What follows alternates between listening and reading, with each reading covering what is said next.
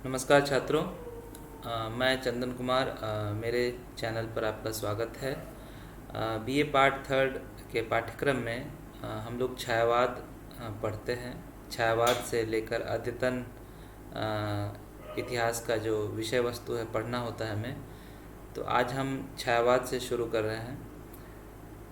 तो आइए सीधे तौर से मैं आपको नामवर सिंह जी की एक किताब है आधुनिक हिंदी साहित्य की प्रवृत्तियाँ, इसमें लेके आता हूँ। उसका जो स्क्रीनशॉट है और या यूँ कहूँ कि स्कैन कॉपी मैंने लगाया है इसके लिए, ताकि आपके पास जो उपलब्ध किताबें नहीं हैं आपके लिए वो किसी तरह जा सके आपके पास।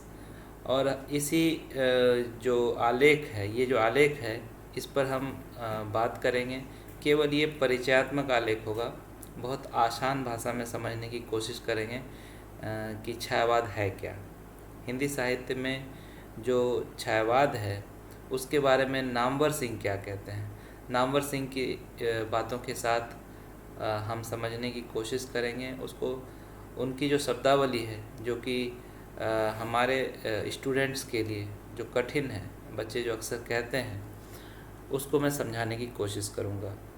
तो आइए सीधे चैप्टर पर चलते हैं। तो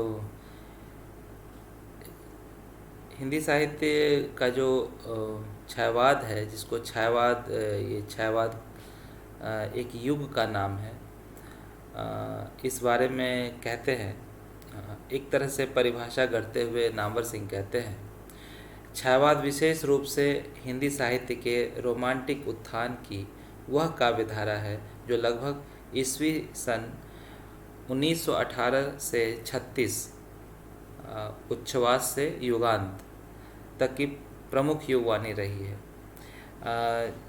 स्टूडेंट्स, मैं आपको यहाँ पे ले जाना चाहूँगा। ये जो उन्होंने लिखा है उच्छ्वास से युगांत की बात जो उन्होंने, ये सुमित्रा नंदन पंत की रचना है। ये पहली रचना है उच्छ्वास, और ये दूसरी 1936 की रचना है युगांत। तो 18 में उच्छ्वास की रचना की थी पंत जी ने, और युगांत लिखते हुए उन्होंने छायावाद के युग का अंत घोषित किया था। और इसके बाद उन्होंने युगवानी लिखी थी। कहते हैं कि प्रगतिवादी धारा से उनका जुड़ाव युगांत के बाद ही होता है। तो ये नामवर सिंह जी की जो ये टिप्पणी है, इसके आधार पर हम देख सकते हैं कि उन्होंने जो काल को बांटने की कोशिश की है, तो सुमित्रानंद पंत की रचनाओं को आधार बनाया है यहाँ पर। फिर उन्होंने लिखा है जिसमें प्रसाद, निराला, पंत, महादेवी प्रभृति मुख्य कवि हुए, और सामान्य रूप से भावोच्छ्वास प्रेरित स्वच्छंद कल्पना वैभव की वह स्वच्छंद प्रवृत्ति है जो देश कालगत वैशिष्ट के साथ संसार के की सभी जातियों के विभिन्न उत्थानशील युगों की आशा आकांक्षा में निरंतर व्यक्त होती रही है। स्वच्छंदता की उस सामान्य भावधारा की विशेष अभिव्यक्ति का नाम हिंदी साहित्य में छायावाद पड़ा। ये आपके लिए कठिन हो सकती है, जो हमारे बीए के छात्र हैं उनके लिए कठिन है। तो इसको मैं बहुत सहज रूप से कोशिश कर रहा हूँ समझाने की। आशा है आप समझ पाएंगे। छायावाद का मतलब रोमांटिसिज्म, जो ये शब्द है रोमांटिसिज्म, तो ये रोमांटिक जो शब्द है इसको स्वच्छंदता कहते हैं हिंदी में, और यह पश्चिम से आया हुआ शब्द है, माने पश्चिम यूरोप से ये शब्द आया हुआ है हिंदी साहित्य में। तो ये कहते हैं कि ये जो काव्यधारा जो उदित हुई है भारतीय हिंदी साहित्य परंपरा में, तो ये रोमांटिक जो भावधारा बह रही थी यूरोपीय काव्य साहित्य में, अंग्रेजी में, तो उसी का ये एक रूप हमें यहाँ दिखता है। और ये पंत जी की रचनाओं में इसका ज़्यादा से ज़्यादा बिंब मौजूद है, जो उच्छ्वास और युगांत में युगांत तक की रचनाओं में वे लिखते हैं, जिसमें वे यहाँ लिखते हैं प्रसाद जी का पूरा नाम आपको पता है, जयशंकर प्रसाद। निराला मतलब सूर्यकांत त्रिपाठी निराला जी। पंत सुमित्रा नंदन पंत और महादेवी वर्मा। ये जो 4 स्तंभ हैं छायावाद के, ये ही 4 स्तंभ हैं। और भी कई कवियों का नाम जुड़ता है इसमें, मगर ये मुख्य हैं। फिर है कि सामान्य रूप से भावोच्छ्वास प्रेरित स्वच्छंद कल्पना वैभव की वह स्वच्छंद प्रवृत्ति है। भावोच्छ्वास माने भाव का उच्छ्वास से प्रेरित स्वच्छंद कल्पना, ऐसी कल्पना जिसमें कि कोई मतलब एक पूर्वाग्रह नहीं है, किसी भी तरह से एक शर्म और हया की स्थिति नहीं है। स्वच्छंद खुलापन, एक अलमस्त तरह का। तो भावोच्छ्वास, उच्छ्वास मतलब जब आप ठंडी सांसें लेते हैं, जैसे किसी उदासी के क्षणों में या फिर किसी भी राहत के समय में, जब आप बहुत एक गहरी सांस लेते हैं या छोड़ते हैं, तो इसको उच्छ्वास कहते हैं। तो भावोच्छ्वास माने एक भाव में जो व्यक्तित्व जब आदमी का होता है, तब जो एक ठंडी सांस दी जाती है, उससे प्रेरित स्वच्छंद कल्पना वैभव की, स्वच्छंद कल्पना वैभव की वह स्वच्छंद प्रवृत्ति है जो देश कालगत वैशिष्ट, देश कालगत, यहाँ ध्यान रखने वाली बात यह है कि देश कालगत वैशिष्ट के साथ संसार की सभी जातियों के विभिन्न उत्थानशील युगों की आशा आकांक्षा में निरंतर व्यक्त होती रही है। अब ये इसका कहना है कि देश काल, जब इस तरह की साहित्य रचना हो रही थी हिंदी में इन 4 कवियों के द्वारा और भी कई कवियों के द्वारा, तो कहते हैं लेखक कि देश कालगत वैशिष्ट, देश काल का जो उस समय जो मांग हुआ होगा, जो स्वच्छंदता से मतलब है कि एक तरह से आज़ादी। हमारा देश 1918 से 36 के बीच में गुलाम रहा है, मगर एक जो मनोकामना रही है आज़ादी की, वह किसी न किसी रूप से प्रकट हुई। और इसको देश काल की मांग, देश की जो समकालीन परिस्थिति थी उस समय की वो, और काल की जो उस समय के समय की, काल मतलब समय की जो मांग थी उस समय, उसके विशेषताओं को, वैशिष्ट में ना विशेषताओं के साथ संसार की सभी जातियों के, अब ये केवल भारत की बात नहीं है, संसार की सभी जातियों के विभिन्न उत्थानशील युगों की आशा आकांक्षा में निरंतर व्यक्त होती रही। अब जैसे इस तरह की रचनाएं चाहे वो यूरोप से ही क्यों न प्रेरित हो, मगर इसमें जो एक मनोकामना थी कवि की, वह कामना केवल एक देश की सीमा रेखा के अंदर नहीं थी, उसकी कामना से पूरा संसार आलोकित होने वाला था। कहते हैं कवि कि इसी आशा और आकांक्षा में जो एक उन्मुक्तता की, स्वच्छंदता की जो आशा है, आकांक्षा है, और उत्थानशीलता का जो भाव है, वो जो स्वच्छंदता के साथ जो भावधारा विशेष रूप से बहती है हिंदी साहित्य में, वही है छायावाद। ये छायावाद है। अब छायावाद की ये नाम कैसे पड़ा, इस पे हमारे बहुत सारे लेखकों ने इस पे प्रकाश डाला है। तो हम आइए उसे देखते हैं एक बार कि ये क्या कहते हैं। फिर आगे के लाए पंक्ति में अब है अगला है कि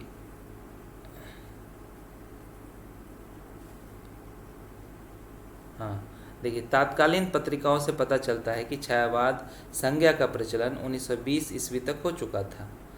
मुकुटधर पांडे ने 1920 में जबलपुर की श्री शारदा पत्रिका में हिंदी में छायावाद शीर्षक से 4 निबंधों की एक लेखमाला प्रकाशित करवाई थी। इस लेखमाला से पता चलता है कि हिंदी में उसका नितांत अभाव देखकर इधर उधर की कुछ टीका टिप्पणियों के सहारे मुकुटधर पांडे ने वह निबंध प्रस्तुत किया था। इससे स्पष्ट है कि उस निबंध के पहले भी छायावाद पर कुछ टीका टिप्पणी हो चुकी थी, सही में हो चुकी होगी, कोई न कोई बात हुई होगी। ये 1920 से इसकी उपस्थिति दिखती है साहित्य में। तो और ये निबंध लिखते हैं 1918 से दिखती है इसकी उपस्थिति, ये यहाँ 18 लिखा हुआ, 18 से इसकी उपस्थिति है। और 20 में जब मुकुटधर पांडे जब आलेख लिखते हैं छायावाद नाम से, हिंदी में छायावाद नाम से, तब तक ये नामवर जी कहते हैं कि इस समय जो भी टीका टिप्पणी मौजूद थी उस समय साहित्य क्षेत्र में, तो उसी को मद्देनज़र रखते हुए मुरलीधर पांडे ने श्री शारदा में ये लेखमाला प्रकाशित की। और ये नाम एक तरह से इस युग के लिए, जो 1918 से 36 का युग है, इसके लिए ये नाम रूढ़ हो गया। ये बात यहाँ पर इन्होंने कही है। फिर आगे देखते हैं। इस युग की प्रतिनिधि पत्रिका सरस्वती में छायावाद का प्रथम उल्लेख जून 1921 के अंक में मिलता है। सरस्वती, अब गौर करने वाली बात है कि द्विवेदी युग की जो बहुत सर्वमान्य पत्रिका थी वो सरस्वती थी, और सरस्वती में छायावाद शब्द का पहला उल्लेख मिलता है 1921 में। और ये लिखा था इस सुशील कुमार ने हिंदी में छायावाद शीर्षक पर एक व्यंग्यात्मक निबंध लिखा था। व्यंग्यात्मक, देखिए यहाँ व्यंग्यात्मक लिखा हुआ है। तो और इसे इन्होंने कहा था कि टैगोर स्कूल की कविता जैसी है, और यह कविता ऐसी है जैसे कि चित्रकला के चित्रों को देखकर जब हम थोड़ा अस्पष्ट हो जाते हैं। आजकल पेंटिंग आप देखेंगे तो कुछ पेंटिंग्स में रंगों का जो संवाद है, हम साधारण लोग उसे नहीं समझ पाते हैं। तो अक्सर कहते हैं कि ये रंग पता नहीं अस्पष्ट है, कुछ कहता है मगर हम समझ नहीं पाते। तो कुछ ऐसी ही बातें ये सुशील कुमार कह रहे थे कि जो कविता है छायावादी कविता, ये लगता है टैगोर स्कूल की है, और इसमें जो भावना है वो बिल्कुल ही स्पष्ट नहीं है। तो फिर आगे देखते हैं क्या कहा। छायावाद क्या है, इस प्रश्न का उत्तर देते हुए मुरलीधर पांडे ने लिखा है कि अंग्रेजी या किसी पाश्चात्य साहित्य अथवा बंग साहित्य की वर्तमान स्थिति की कुछ भी जानकारी रखने वाले तो सुनते ही समझ जाएंगे कि यह मिस्टिसिज्म के लिए आया है। मिस्टिसिज्म मतलब रहस्यवाद, रहस्य। मिस्टिसिज्म का हिंदी है रहस्यवाद।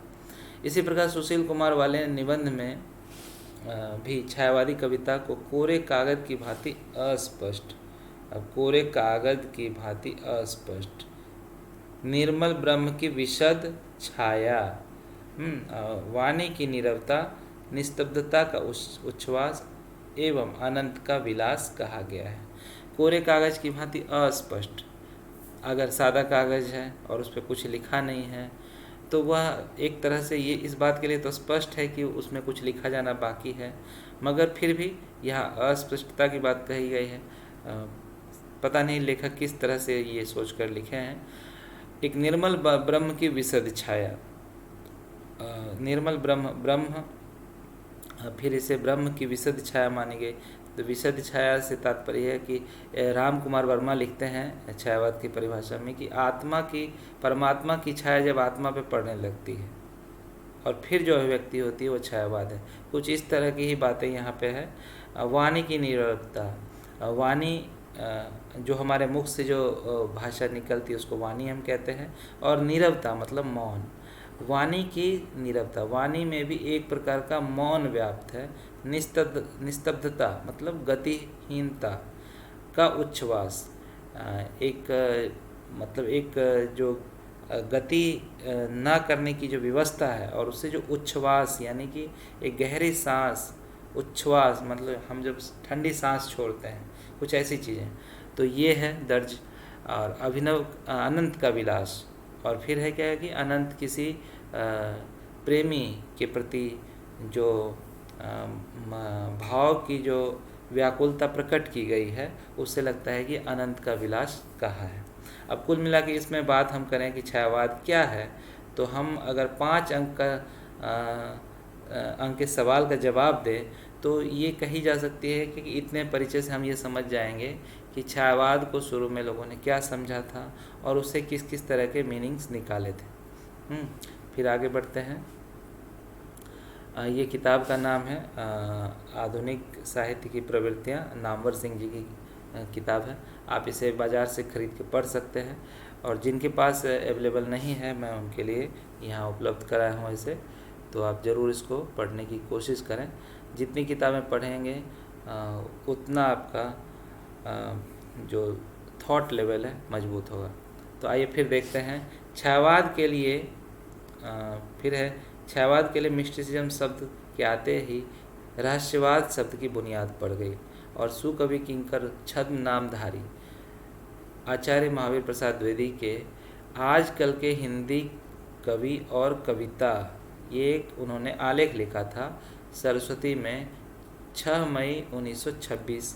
इस निबंध से पता चलता है कि जिन कविताओं को और लोग छायावाद कहते थे उन्हीं को वे रहस्यवाद कहना चाहते थे। मतलब इन्होंने महावीर प्रसाद द्विवेदी जो उस समय के सर्वमान्य एक साहित्यज्ञ थे, उन्होंने कहा गया कि देखिए ये जो आप सब इसको छायावाद कहते हैं, मैं उसको रहस्यवाद कहता हूँ। मतलब उन्होंने इसको रहस्यवाद कहना उचित समझा। लेकिन मुकुटधर पांडे जहाँ उनमें आध्यात्मिकता देखते थे, वहाँ आचार्य द्विवेदी के लिए वे अन्योक्ति पद्धति से अधिक न थी। अन्योक्ति मतलब अन्योक्ति एक तरह का अलंकार भी है। मतलब हम जिसके बारे में जो कुछ कह रहे हैं वह एडजेक्ट उस पर ना होकर किसी और के बारे में एहसास उसका जुड़ रहा है कहीं से और, तो हम ये कहते हैं कि अन्योक्ति पद्धति से। हाँ, जिसके बारे में हम कह रहे हैं वो सामने नहीं है, वो कोई दूसरा ही है। तो इस तरह का वो कहते हैं कि ये मुकुटधर पांडे जहाँ उसमें आध्यात्मिकता देखते थे, वहाँ हजारी प्रसाद ये महावीर प्रसाद द्विवेदी कहते थे कि ये एक अन्योक्ति पद्धति से अधिक नहीं है। छायावाद का प्रचलित अर्थ समझने की कोशिश करते हुए उसी निबंध में आचार्य द्विवेदी कहते हैं, छायावाद से लोगों का क्या मतलब है, कुछ समझ में नहीं आता। शायद उनका मतलब है किसी कविता के भावों की छाया यदि कहीं अन्यत्र जाकर पड़े उसे छायावादी कविता कहना चाहिए। अब देखिए ये परिभाषा जैसी है। अब आचार्य महावीर प्रसाद द्विवेदी जो कहते हैं इसकी परिभाषा करते हुए कुछ इस तरह से कहते हैं, इसका कुछ और मतलब नहीं समझना चाहिए। किसी कविता की भावों की छाया कहीं अन्यत्र जाकर पड़े तो उसे छायावादी कविता कहनी चाहिए। भावों की छाया वही है कि हम अगर मान लें कि हम अपनी प्रेमिका के बारे में कुछ कह रहे हैं और उसकी छाया अगर ईश्वर से जुड़ जाती है, कुछ लोग ऐसा भी समझें कि शायद ये ईश्वर के लिए कही गई है बातें, तो इस तरह की कविताओं को छायावादी कविताएं कही जानी चाहिए।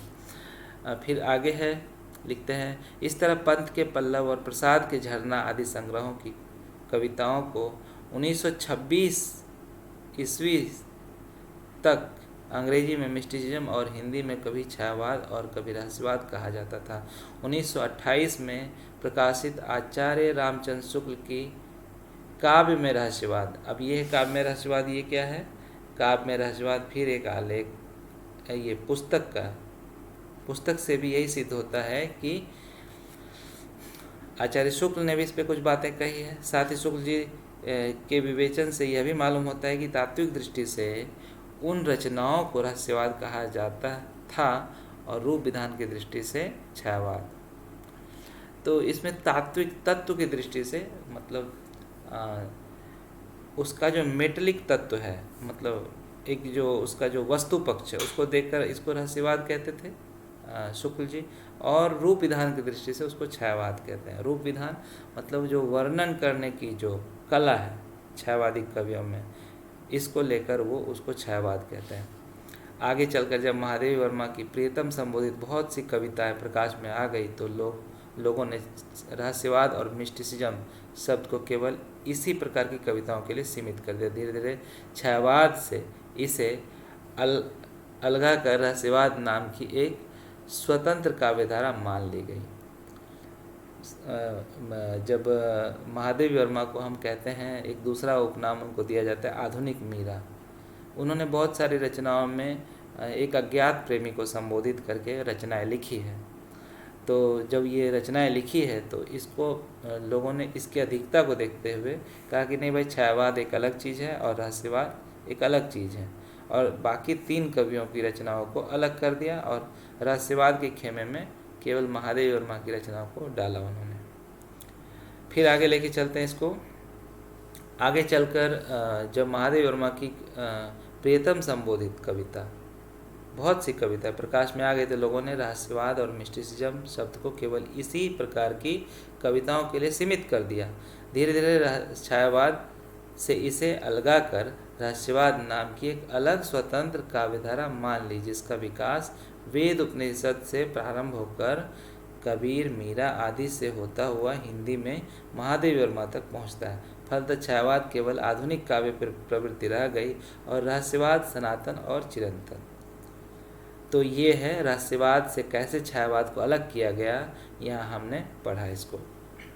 फिर है आगे है सन 1930 के आसपास हिंदी छायावादी कविता को आलोचना के सिलसिले में अंग्रेजी के रोमांटिक कवि वर्ड्सवर्थ, शैली, कीट्स आदि का नाम लिया जाने लगा और इस तरह छायावाद के साथ रोमांटिसिज्म नाम भी जुड़ गया। रोमांटिसिज्म वही स्वच्छंदतावाद जिसकी बात हमने पहले ही की थी। आचार्य शुक्ल ने रोमांटिसिज्म के लिए हिंदी में स्वच्छंदतावाद शब्द चलाया। स्वच्छंदतावाद शब्द चलाया और वह चल भी पड़ा। चूँकि बहुत बड़े आलोचक हैं आचार्य शुक्ल, तो आचार्य रामचंद्र शुक्ल पूरा नाम है इनका, तो इन्होंने जब रोमांटिसिज्म जो पश्चिमी कविताओं के लिए शब्द था उसको जब हिंदी में स्वच्छंदतावाद नाम से चलाया तो वो चल पड़ा। किंतु उनके स्वच्छंदतावाद की परिभाषा इतनी सीमित थी कि वह संपूर्ण छायावादी कविताओं को न घेर सकी। उसकी सीमा में केवल श्रीधर पाठक, रामनरेश त्रिपाठी, गुरुभक्त सिंह, सियाराम शरण गुप्त, सुभद्रा कुमारी चौहान, उदय शंकर भट्ट और संभवतः नवीन और माखनलाल चतुर्वेदी ही आ सके। नवीन तो ये कवि उनके स्वच्छंदतावादी जब वो कहते थे छायावादी रचनाओं को, तो उसमें यही कवि लोग आ गए थे, मगर इसमें भी निराला नहीं थे, जयशंकर प्रसाद नहीं हैं और भी कुछ लोग नहीं हैं, बाकी और दूसरे कवि हम देख पाते हैं। उनके अनुसार प्रकृति प्रांगण के चर अचर प्राणियों का राग पूर्ण परिचय। अब प्रकृति प्रांगण मीन्स दुनिया के इस समाज प्रकृति में जो दिखता है हमें, प्रकृति के आंगन में, प्रांगण मीन्स आंगन के चर अचर जो चलने फिरने वाले हैं और जो अचल है, अचर है, प्राणियों का राग पूर्ण परिचय। इस दुनिया में, इस प्रकृति में हम जो कुछ देखते हैं, जिन प्राणियों को देखते हैं, उनसे जो प्रेम पूर्ण, राग पूर्ण माने प्रेम पूर्ण परिचय, उनकी गतिविधि पर आत्मीयता व्यंजक दृष्टिपात। अब जैसे कोई भी दुनिया इस दुनिया में जो प्रकृति हमारे सामने है, इसमें जो प्राणी चल फिर रहे हैं, जो अचल भी है, उनके प्रति जो आत्मीयता है, आत्मीयता माने प्रेम, उससे जो रिलेटेड है, व्यंजक माने उससे प्रेम से जुड़ा हुआ एहसास पर जब हम दृष्टिपात करते हैं यानी दृष्टि डालते हैं, तो क्या होता है, दुख सुख दुख में उनके साहचर्य की भावना से यह बातें स्वाभाविक स्वच्छंदता के पथचिन्ह हैं। अब है क्या कि ये स्वच्छंदता कैसे आई कविताओं में, तो उसका कारण है क्या कि हम इस प्रकृति में देखते हैं कि जो प्राणी हैं उससे जो प्रेम पूर्ण हमारा जो भाव है और जो उस आत्मीय भाव में पर जो हम अपना ही दृष्टि डालते हैं, तो लगता है कि उनका सुख दुख हमारा सुख दुख है, और फिर हम जो बात करते हैं उनके बारे में, उनसे जुड़कर जो बात करते हैं वह स्वच्छंद हो जाता है। शायद इसीलिए यह कविता हमें स्वच्छंद दिखती है, ऐसा कुछ कहते हैं हमारे शुक्ल जी कहते हैं। इस प्रकार शुक्ल जी के स्वच्छंदतावाद में छायावाद की रहस्य भावना के लिए कोई जगह नहीं थी। तो मतलब कहने का है, नामवर जी कहते हैं कि स्वच्छंदतावाद को जिस रूप से आचार्य रामचंद्र शुक्ल ने देखा था, उसमें छायावाद की रहस्य भावना के लिए कोई जगह नहीं थी। मतलब छायावाद के अंतर्गत जो रहस्यवादी कविताएं रची गई थी वह स्वच्छंदतावाद की श्रेणी में नहीं आ रही है। फलतः स्वच्छंदतावाद अंग्रेजी के रोमांटिसिज्म का अनुवाद होते हुए भी छायावादी कविता का केवल एक अंग बनकर रह गया और धीरे धीरे छायावाद संपूर्ण रोमांटिसिज्म का वाचक बन गया। आजकल हिंदी में जब छायावाद कहा जाता है तब उसका मतलब उसी तरह की कविताओं से होता है जिन्हें यूरोपीय साहित्य में जिन्हें यूरोपीय साहित्य में रोमांटिसिज्म की संज्ञा दी जाती है और जिनके अंतर्गत रहस्य भावना एवं स्वच्छंदता भाव के साथ साथ और भी कई बातें मिलती हैं। तो कुल मिला के हमने ये देखा कि छायावाद की उत्पत्ति कैसे हुई, अलग अलग आलोचक और अलग अलग जो विद्वान थे उस समय के उन्होंने क्या बताया, तात्कालीन परिस्थितियाँ क्या थी, हमारा देश गुलाम था और जो कविगण लिख रहे थे उस समय उनके मन में जो आज़ादी की एक आकांक्षा थी, प्रेम की जो भावना थी, उन्होंने उस गुलामी के दौर में भी उसको व्यक्त करने की कविता के माध्यम से कोशिश की है। तो इन सब को लेकर जो एक काव्य भूमि तैयार हुई वह छायावाद के रूप में हमारे सामने आई और उसी को हम 1936 तक प्रखर रूप से देखते हैं। तो छायावाद आशा है आप समझ गए होंगे। आज भर ये इतना ही। अगली बार हम इस टॉपिक पर छायावाद के प्रवृत्तियों पर प्रकाश डालेंगे। बस आज भर के लिए इतना ही। नमस्कार।